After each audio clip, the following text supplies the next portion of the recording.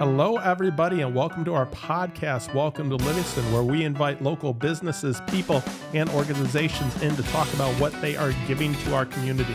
My name is Don Putkela. And I'm Angela Putkela, and we're with the Putkela Group Real Estate Professionals. As realtors and brokerage owners, we bring valuable insight into the local market and community every week. Thanks for listening, and welcome to Livingston. Hello and welcome everybody to another episode of Welcome to Livingston. My name is Don Putkela. And I'm Angela Putkela, and we're with the Putkela Group Real Estate Professionals. Yes, and before we get started today, we are really excited about this episode, but I wanted to take a moment to give a word about our sponsor.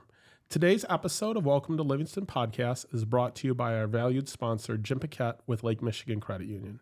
He's a trusted mortgage lender who has lived and worked in our community for many years. Jim Paquette is dedicated to helping our neighbors achieve their home ownership dreams and is proud to support the local businesses that make our area special.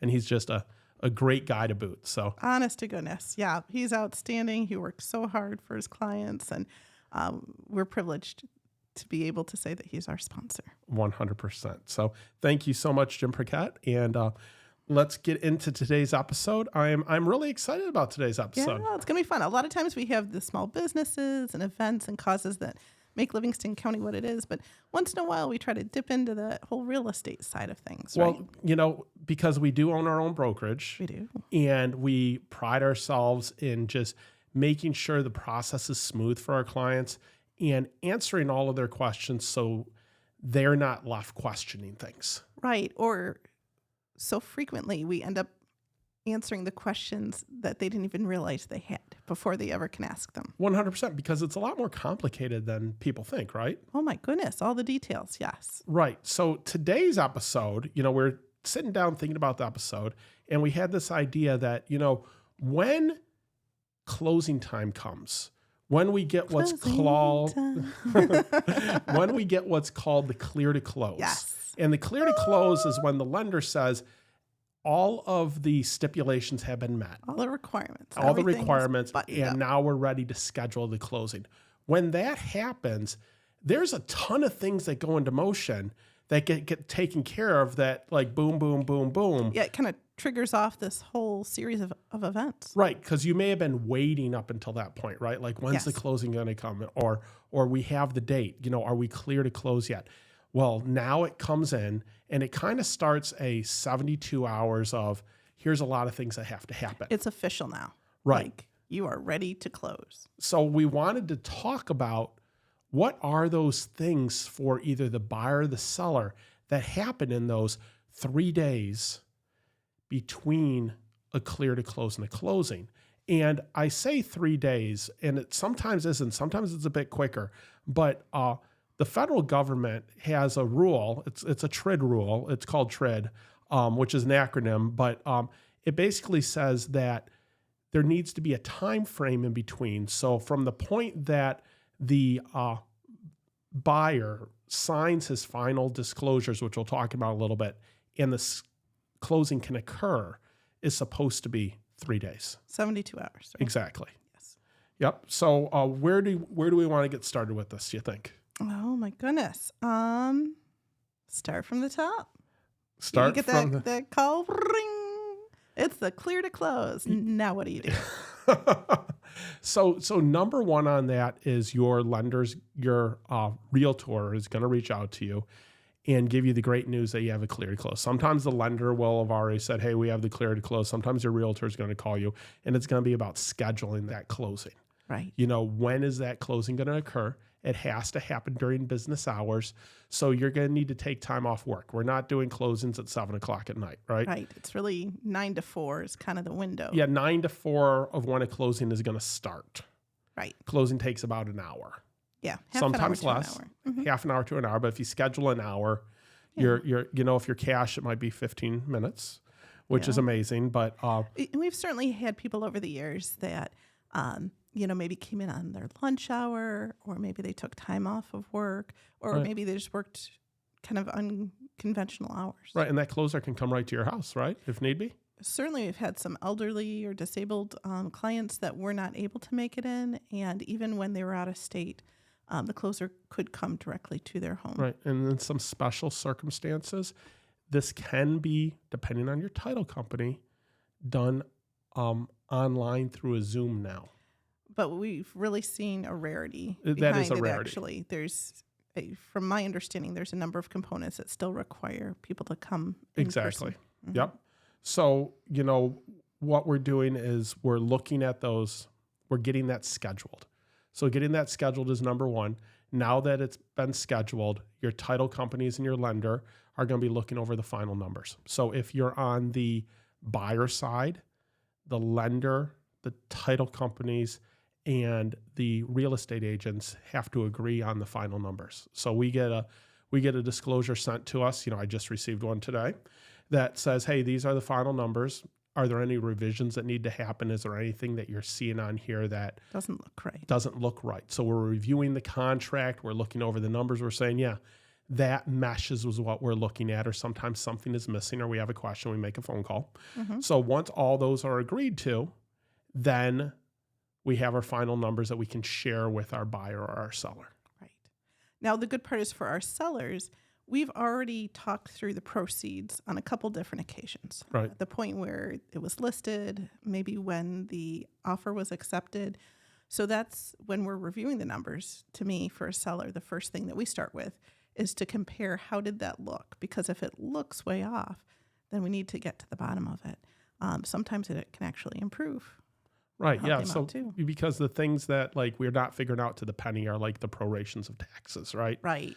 But sometimes something pops up. Was there a unknown lien on the property, or was there an assessment that needed to be paid off, or was there, a water bill that was old or something? Right.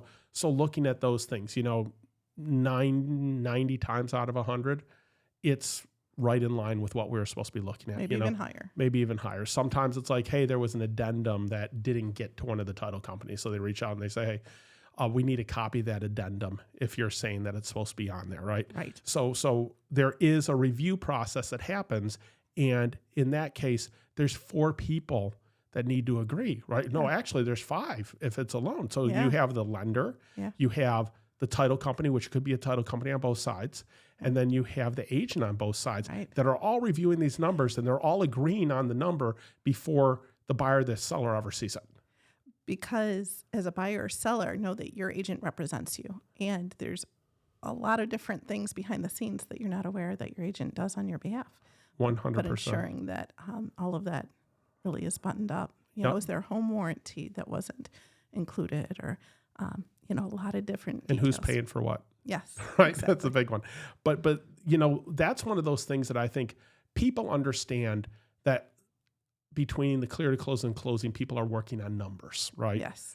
And we'll talk in a little bit about how to bring that check or how to get those proceeds. That's coming up there. But some of the things I wanted to talk about are those things that people don't think about that are happening in between. Yes, exactly. Right. So one of those that we have on the top of this list here is what's called a final walkthrough.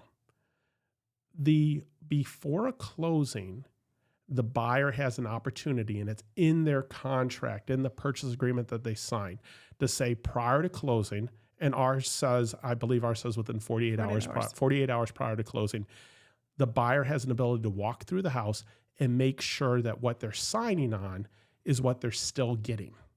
Right. Meaning, was there any damage that was done to the home, right? Yeah. Was there, are the fixtures, the appliances that were supposed to stay, still there, Yes. right? Yeah, there's a lot to it. It's another hoop, red tape. However, it is an important step to the process. And I think some of our sellers forget that happens too, right? Right. That oh goodness, there's boxes everywhere. The house is a disaster, and now they need to walk through. Well, it doesn't have to be show ready anymore. The buyers have already gone through, the inspector, the appraiser. At this point in time, they just want to make sure that the house is still standing. Right. It's kind of a formality, right? Yes, for they're sure. signing off that they're taking the house as is. So they're doing that final walkthrough to make sure that what they're taking is what it's supposed to be, right? Very rarely does anything come up, just for people out there. But the things that could come up is maybe they said that they were leaving the washers and dryers, but they accidentally took them, right? Yep. Or maybe there was a storm the day before and there's a little bit of water in the basement now. Yeah. You know, things can happen. You know, if there was a storm that came through and there's no power, obviously, you know, you're walking through a house that doesn't have power, but there's extenuating circumstances, so you understand why that's not there. If you're giving occupancy on the house, understand that they may not be out yet. All their stuff is there. You're still walking through. But if you're getting keys at closing and you're walking through the day of closing, you're walking through to make sure that they took everything out of the house that they were supposed to take out of the house. True. Yeah, it's not just them taking too much, but leaving too much. You know, we've certainly had things pop up before as well. To any sellers that are out there listening to this, if you are cleaning out your house, please do not leave a huge pile of garbage out at the road for the garbage man to pick up unless you know they're going to be able to pick up all of it. Meaning if you have a large item out there, a lot of times you have to go to your township and get a sticker for the large item to put it on there to say, hey, they're picking up this large item. They may not charge you for it, or they may charge you, you know, $10, $25 for it. But you just can't leave this huge pile out there and assume that the garbage man is going to pick it up. Right. You need to. We do see this happen way too often. Right. So you need to make sure that that's getting taken care of. Try to get that stuff early. Now, I understand when you're moving, the last 10% that you have to move out takes as much as the 90% Yes, did. it really does. It really does. And it takes that much longer, too. So don't shortchange yourself in terms of the time frame for getting out, too. Right. So it's there for both parties, and the final walkthrough is protection for both parties. Means everyone's on the same page. Everyone's on the same page. That's really all it means. And most of the time, it's very easy. And, you know, is it better for the sellers not to be there through the final walkthrough? Yes, it is. You know, it makes everybody a little bit more comfortable. But sometimes buyers want the seller to be there or say, May hey, ask some may ask some questions, questions, you know, those sorts of things. But if the seller just can't leave, they're in the middle of working from home or whatever, that's really not an issue. It's Right. Before we got too far out, I would like to ask of the craziest thing that happened on the final walkthrough. So, and I can share the story that it was a husband and wife with a young family, and she was 9.5 months pregnant. So she was going to deliver any day now. So she wasn't there for the walkthrough. The husband did it, and it was Don. So it's the two of them walking through. When they got out, he gave a phone call back to say, hey, pull up the notes on this because I really remember there being a new washer and dryer. And the washer and dryer there is definitely not new. And so I pulled things up, say, yeah, it's supposed to be new. So that was a very fun negotiation before closing the next morning. No, yeah, well, yeah, I called the agent right there, sitting out in the street, and I explained to them, hey, there's an old washer and dryer there, and the new ones are supposed to be there, so we have a choice. You know, we're going to come back tomorrow morning before closing, and either the washer and dryer are going to be back, or you guys are going to have to cough up some money for a new washer and dryer. And lo and behold, the washer and dryer was back the next morning. So take good notes. Yeah. Have a good realtor. Have a good realtor that looks at the pictures. The husband didn't even notice. Exactly. So she would have been devastated coming in with a newborn, and good catch. Top loaders instead of front loaders. It makes a difference, right? It does. Yeah. So that is important. So those things are involved. And we're going to talk about fixtures a little bit later. But what to bring to closing? Yeah, what to bring to closing. Number one, bring your IDs. Yes. They are going to check and make sure you're 18. They're not just going to take your word for it. They have to take a copy of your ID. So make sure you have an ID and make sure it's a current ID. It cannot be expired. Right. Right? So you have to have your ID. State ID is fine. If you have a power of attorney, the next couple items should be either on file or your realtor told you to bring them. The power of attorney, they should have already gotten a copy of. The title company should already have a copy of it, but there's no reason not to bring it. It doesn't hurt to just have on hand. Right. In that case, you're representing someone else. You know, maybe it's an older relative or, family Exactly. member. Number two is a death certificate. If you are a child selling your parents' house, and unfortunately there's adult children selling your parents' house, and unfortunately there's been a death in the family and that person is still on title, they are going to need an original copy of the death certificate to record at closing. So that either had to be dropped off prior to be taken care of, or you need to bring it to closing. Okay. Make sure you have that. Make sure you bring the keys and the garage door openers. Door openers. How many times do people forget garage door openers? 100%. And even in terms of all family members or friends that have the key, this is a great time to say, all right, let's gather all the keys up. Inevitably, the buyer's given a lot of the keys, but perhaps not all of them. So changing locks. Changing locks, which we'll talk about. Recommended. Right. And the last thing is you need to bring a check or wire the funds in. We always advocate for bringing a check. We have a great title company that we use. Right. First American Title is amazing, where we 9 times out of 10 can have them bring in a cashier's check, a certified check, right, for those amounts. Wire fraud is real. It's concerning. It is concerning. We try to mitigate potential issues. Right. And bringing in a check makes that easier, right? Yeah. So looking at that, my next thing on there is you are going to look at your funds, right? So if you're the buyer, you need to bring funds to closing. Your lender is going to tell you exactly how much you need to bring. Your realtor will, review that number with you as well. If you're a cash deal, your realtor will be telling you the exact number you need to be bringing in. They'll tell you who the check needs to be made out to, which title company it is, and to bring that amount in. If you're setting up a wire for those funds, you will get those instructions the day before at a minimum from the title company telling you exactly what the numbers are to wire those funds in so you can take care of that.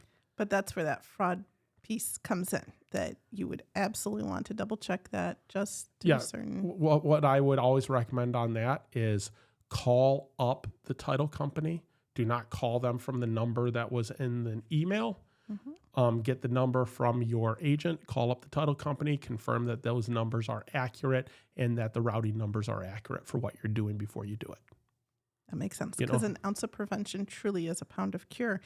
And even in terms of for a seller that is having their proceeds wired, it doesn't even necessarily need to be fraud. If for some reason you've put in the wrong number, we did have an occasion where someone got confused and they included the wire instructions to send it to their mortgage. So not only did the title company pay off their mortgage, they sent the proceeds there too. Right. So that was a very, very and that was able to be taken moment. care of after. Yes. It was a holiday weekend, which made it a little bit more difficult. But our point there is you need to double check the numbers and make sure they're accurate, right? So because and that's where we learned, if you're one digit off, even if you're 1 digit off, so a check's better, but double check those things. Yeah. When you read the number off to the a title person, the title person will read the number back to you, so that you can make sure those things are accurate. That being said, next on our list is, one of the questions we get a lot is utilities. When do you turn on or turn off the utilities, and how is that done, and who does it? Right. It gets confusing. It does. Okay, so we're going to look at this in 2 different ways. There's you're getting the keys at closing is way number 1, and then there is occupancy, which is way number 2. So let's look at keys at closing first. Keys at closing, the buyer needs to call the utility company or do it online and say, I am taking possession of the house on X date. Call the day before and say, hey, I'm taking possession of the house tomorrow. But not a week before. Not a week before. Call, you can, but they get trigger happy.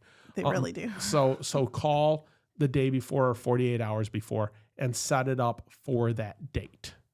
If you're doing it online, it's a little bit better in terms of you're selecting the date and such, but the phone call is pretty easy. So, you're going to call your gas, you're going to call your electric and put it in your name.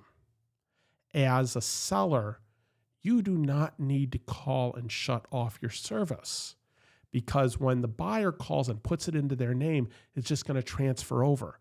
If you call and say, hey, I need my service shut off, on this date, and the buyer called and said, I don't need the service turned on till a different date, we could be at a situation where we're going to a walkthrough and everything is shut off, but there was no power outage for weather. And they're like, hey, we're not closing until the power's on and I can confirm that these things are working. Right. So be careful about that. Yes. Right. If you're on city water, the water bill is a lien on the property. It goes to the homeowner, but we're going to have them call up and say, we need a final reading of the water bill, because in most closings, there's a certain amount of money, $300 is common, for the final water bill to be taken care of. So the title company holds a certain amount of money in escrow till they get that final water bill, and someone has to call and say, hey, we need a final reading on the water. Gotcha. Now, what about garbage day? Tell them what garbage day it is. And also, a lot of people have an independent contractor for garbage. So understand that garbage is going to end. And as the new homeowner, you need to call up and start service on that garbage. It's a question you should ask either prior to closing, at the final walkthrough, or at closing. What day is garbage day and who's paying for it? Right. So that can get set up, because you don't want to miss that. Right. Now, if you are getting occupancy, don't do anything at closing. Right. The seller is going to keep the utilities in their name till the date of the key exchange. The buyer is not going to put it in their name until the date that they're getting keys. So we just move that whole conversation I had forward to whatever that date is. Right. Sometimes, like I said, people at closing will say, okay, we're getting in about 10 days or in a week. So, hey, electric company, go ahead and change it on that date. Well, they don't work that far ahead. So when you contact them, they're just taking care of it. Yeah, not always. Not always, but we've seen it happen so many times. We've seen it happen more than once. But I think multiple times. I think the biggest thing in that is just because you think that's the date that you're going to give up keys, things happen that it might not be that date. Right. You didn't get as much out as you wanted to, that you were doing it yourself. You had a date that said, hey, I need to, our key exchange is at the latest, the 21st, but at closing you say, hey, we're going to be ready on the 15th. Right. You might not be ready on the 15th. Okay. It might be the 16th, but you made that phone call and now we're in a weird position. So the utilities can do this very quickly. As long as you're calling them before 5 o'clock the day before, best practice. The next day is absolutely no problem, right? It's preferred. Yep. So we talked about occupancy. Key exchange is pretty simple for people. You're going to meet with your agent at your house, and if you're the seller, you're going to sign off saying, I've given up keys at 4 p.m. on Thursday, whatever the date is, and sign off and hand the keys over. And then the buyer's going to sign the same form and say, I received keys at this time, at this date, and sign off on it. And then as an agent, we send that over to the title company. And if there was any funds being held in terms of paying for occupancy, the title company would distribute the money accordingly to whatever the date is appropriately in that case. Right. And even in terms of a damage deposit. Damage deposit, same thing.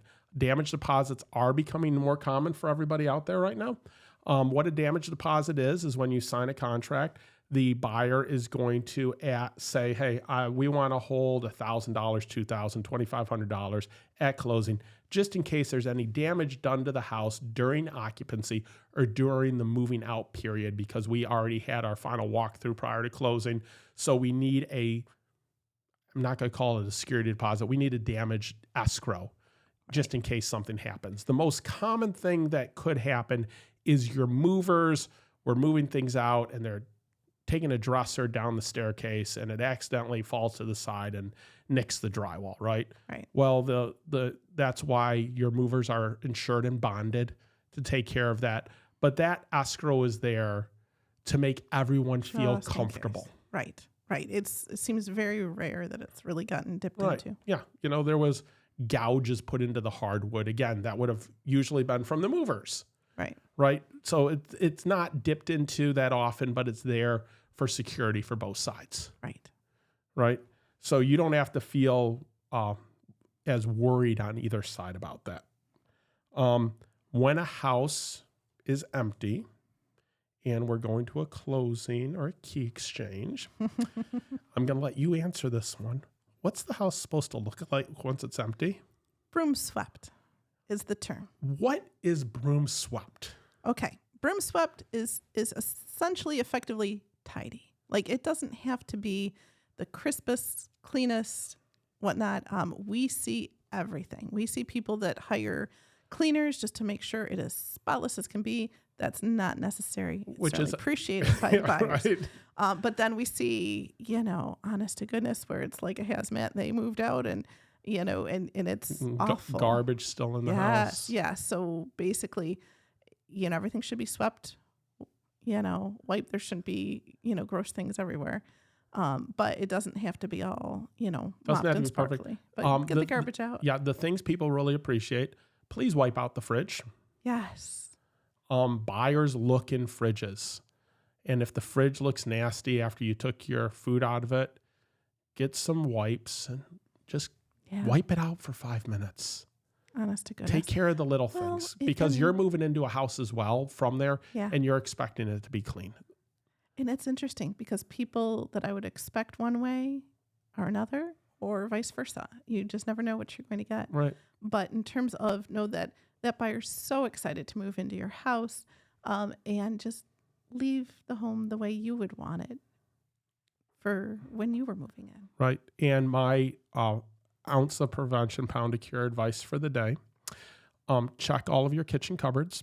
It is amazing how often there is one drawer that nobody opened up and they left it there. Yes. And go into the attic above the garage and look for the couple Christmas boxes down in a corner that you forgot about or that weren't picked up. Right. Doing that once over because it's just amazing. Even if you've only been in the house for a couple of years, people really take over the space that they have. Yep. Gather up those manuals. Try not to accidentally pack them and put them in a nice pile in a manila folder would be wonderful. Leave them on the island or kitchen counter for the new owners. We've seen people write notes to people. Yeah. Sometimes leave champagne. But we've seen, the pride of home ownership doesn't end when you sell a house. And that's what's amazed me about some of our sellers, that they want to leave it the way they would have wanted it for them. Yes, right? It's beautiful. Even, 6-pack in the fridge. Six-pack in the fridge. or whatever. Just there are so many nice notes. And other times there's not. You just never know when it's broom swept and it's a blank canvas for the next person to come right in. Try not to accidentally pack the remotes to the ceiling fans. Oh, that happens all the time. Try not to accidentally pack your router and box from the cable company that you have to drop off. Don't bring your mailbox key with you. Just little things that we see, right? Mm-hmm. And the thing is, if you do leave those things or leave the garage door opener, you can just drop it off at the house the next day. Right. It's really, everybody's kind of local, easygoing. And as long as we know where things are, then it works out. Yep. Can we talk about fixtures for a moment? Yeah, we'll talk about fixtures very quickly. Yeah. So this should be something that your realtor went over with you when you signed the purchase agreement, when you listed the house, when you made the offer, depending on what side you're on. Fixtures are those items that are included with the house that sometimes people might not think they are or they may negotiate. The easy ones are your microwave, your refrigerator, your dishwasher. People don't think about those. They're attached in many ways. They're staying with the house, right? Washer and dryer, we're seeing more often that people want to bring them with them. Washer and dryers are getting more expensive, and once someone learns how to use their washer dryer, they tend to want to keep it, right? But those items will be listed out. It may say, you're leaving the chest freezer in the basement, or you're leaving the refrigerator in the garage, right? Mm-hmm. Your TV mounts have to stay. Your TVs go, but the mounts stay, right? So the idea of a fixture is if you need to use a tool to remove it from the house, it needs to stay with the house.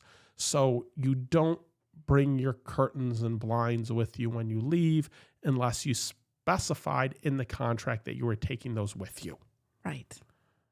Exactly. Right. And this is a very important point because this is something that comes up all the time. Yep. If you're on waterfront, make sure you stipulate in the contract who is keeping the lift you have in the water for your pontoon boat, right? Right. If you're a guy that's in the garage all the time, working in the garage, and you have a heater in the garage, a propane heater that's mounted to the sidewall, or an electric heater that's plugged in there on the sidewall, and you wanted to bring it with you, make sure that's stipulated in your contract who gets it. And the next one I'm going to say is a huge one. Who gets the electric fence? The electric fence, if it's staying, includes the collars that you have for your dogs.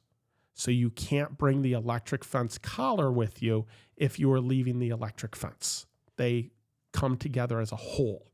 So make sure those things are written out in the contract, and make sure you may ask your realtor when it's getting close, hey, I'd like to review. What was I supposed to leave again? Because there's you had a cabinet mounted in the garage. You had one behind your bath, your toilet. Yes, and bathrooms. People think, well, but I bought that shelf and I put it up, and was it mounted to the wall? Did you need a tool to remove it? You can't bring your Ring doorbell with you. Unless it's a stipulation in the contract, right? Right. If it's attached, it's part of the house. Yes. Makes a big difference. It makes a big difference. We had a mantle that was handmade by the family members. Like I think the client's father or whatnot, and that didn't come up until they were moving out. So that's a very big deal because now the buyer doesn't have a mantle. Yep. Plants come up a lot of times too. Yes, they do. Oh, we meant to bring this rose bush with us, or we wanted these, tiger lilies, that sort of thing. Even trees that were sentimentally planted, they're part of the house, so they're always part of the negotiations. And the clearer you can be early on, the better off you are. Right. And to our sellers, if you stipulated in the contract and you forgot to get it, yes, we're going to be able to figure it out. But it's so much easier if you remember to take it before you handed over the keys. Because once you hand over the keys, you're basically saying, I decided not to take it and I'm giving that to the buyers. Right. Right. It becomes an issue that you left something that you had meant to take. Yes. So make sure you're going over those things. And that's why that final walkthrough is important for both parties. That's why when we're meeting with our sellers and they're signing over the keys, we're asking them, hey, did you take everything? Let's take a once over the house. Let's make sure that it's all taken care of prior to you handing this over, because this is your moment. Yes. To do this, right? Exactly. So the last thing we wanted to talk about is locks. Rekey your locks. A lot of people don't, but it's really best practice. And even in terms of the codes on the door or the garage door opener or whatnot. Yes, change the codes. Yeah, change the codes to these things. Right. You don't know who has the codes. Right. You want to start off fresh. We have sellers change your code before you give the code over to the new person if you're going to be using the same code at your next house. Yeah. Right? Also best Easy practices. things, best practice, right? Yeah. So, one of the things, so I just wanted to talk for a second really quick, because when we look at closing, there's all these things that are involved. You're going to get it clear to close and it's really exciting. But then you have a list of things, you have to schedule the closing. You have to make sure that you're bringing the right amount to closing. You have to make sure you're bringing the right documents to closing. You have to make sure that you get the utilities in the right person's name. There's going to be a final walkthrough that's scheduled. You have to make sure that the movers are getting everything out of the house. There's a lot that you have of to details. get rid of make sure that you get the right things out of the house, right? You finally get to that closing table, and that's a very joyous, it's an exciting time, right? Light fixtures are fixtures also. Light fixtures are fixtures also. So yes. Closing table, lots of excitement. Lots of excitement. Yes. So, but remember that there's a lot of things that happen in that time period. So you just got to remember to take your time to get through them, and know that if you have a good agent, you won't even realize that all these things needed to happen or that they're happening. Yeah. Right. We have a checklist of okay, it came in. Now Yeah, we're doing everything we can. Go, go, go, for go. Our people, yes. Right? For sure. But there's a lot to be done. And that's very important for people. Right. Just to be aware. And when you get to the closing table, sometimes you're in separate rooms. Sometimes you're in the same room. There's a lot of emotions involved. Sometimes you're not in the same place or time. Or the same state. Yeah. Right? Yeah. But if you are in the same room with the buyers and the sellers in the same room, this is your chance to ask those important, unique questions that only a homeowner knows about their house. Yeah. Right? I've seen so many times where they're like, hey, have you ever been in a house where you have no idea what that switch does? Right. And it's been years and I have no idea what that switch does, right? And I'm not going to hire an electrician to figure it out.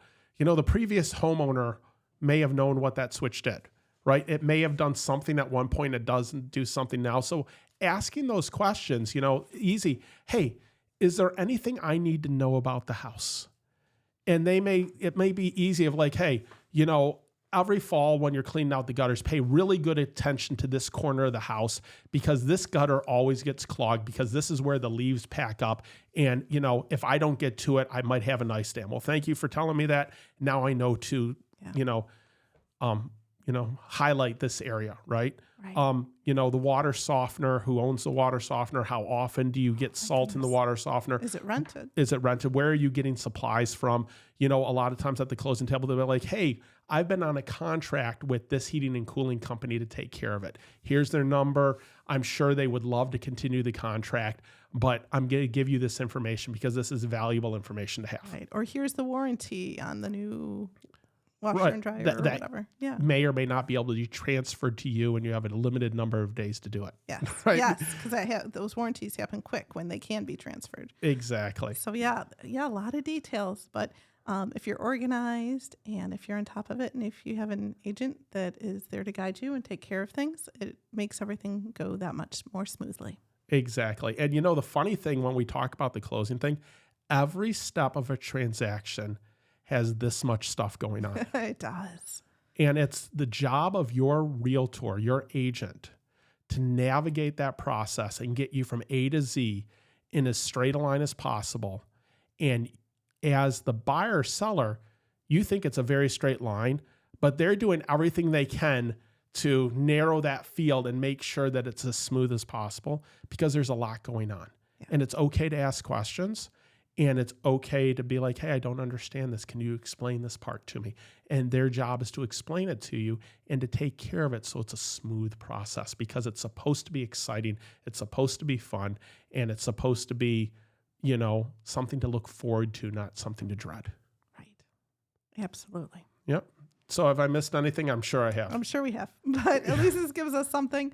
Know that when it's clear to close time, it's time to go. It is. Showtime. Yep. And it's all going to happen quick, but it's all going to be great. And I guess that's about it.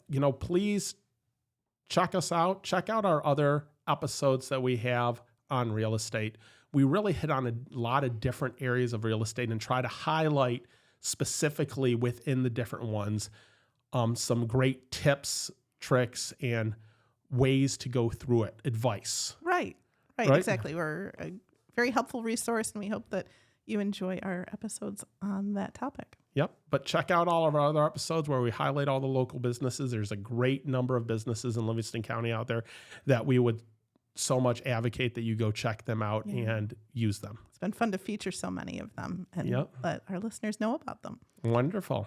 So thanks so much for joining us today. Yes. And please like and subscribe and check out our website, welcometolivingston.com. So thanks so much and welcome to Livingston.